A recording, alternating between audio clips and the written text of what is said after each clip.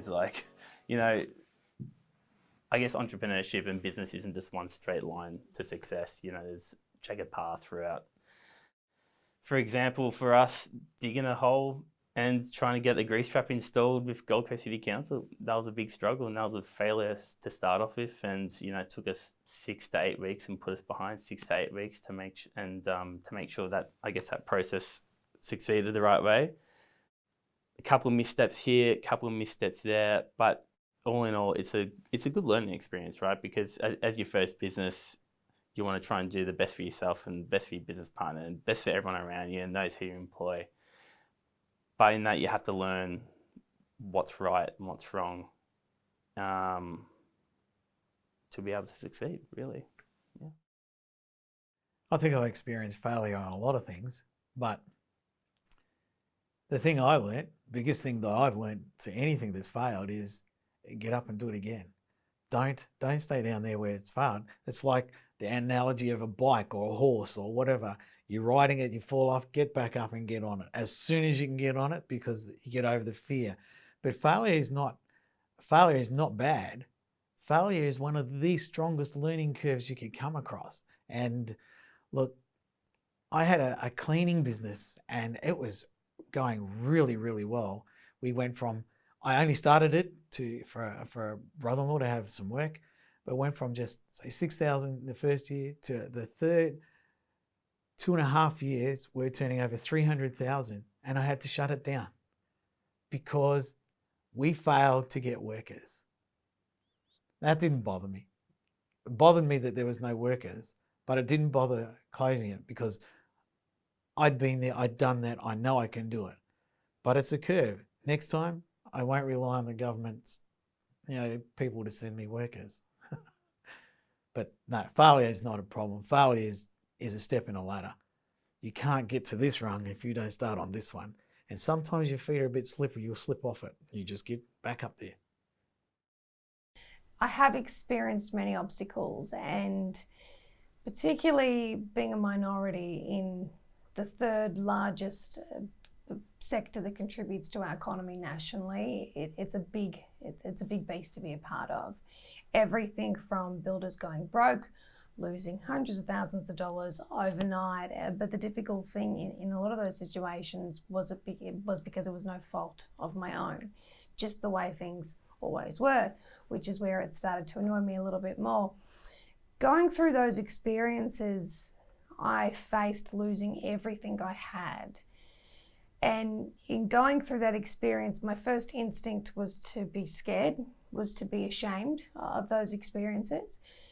And then I dug a little bit deeper and realized that I actually didn't do anything wrong in those situations. And I realized that so many women, particularly, not always, but men too, when things happen like that to them, they tend to go into their cave and hide away with a certain amount of shame.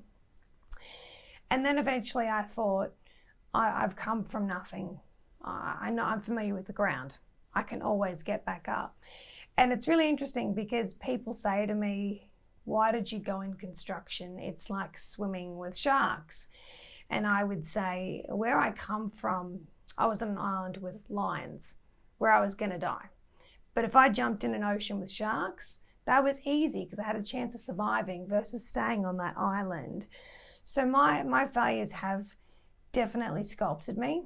Going through that experience with losing such a substantial amount of money with no husband and no family to back me up financially, a certain person in me emerged that said, even if I lose everything that I have earned, I have my integrity, and that is worth far more than anyone can take from me.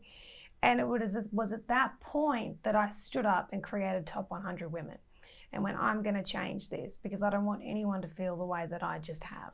So I do believe that from those experiences, they change you entirely. But what you learn in yourself is your values. And we have built 2 quite large businesses now based on our values, based on our integrity. And the financial rewards from that are worth far more than what we lost through those experiences. Yeah, we've definitely experienced some failures. I think the first thing we learned is that you can't see everything coming. You can only be as prepared as you're able to be. failure doesn't mean defeat. You can keep on moving. You just got to take it as a learning experience and apply that to your next attempt.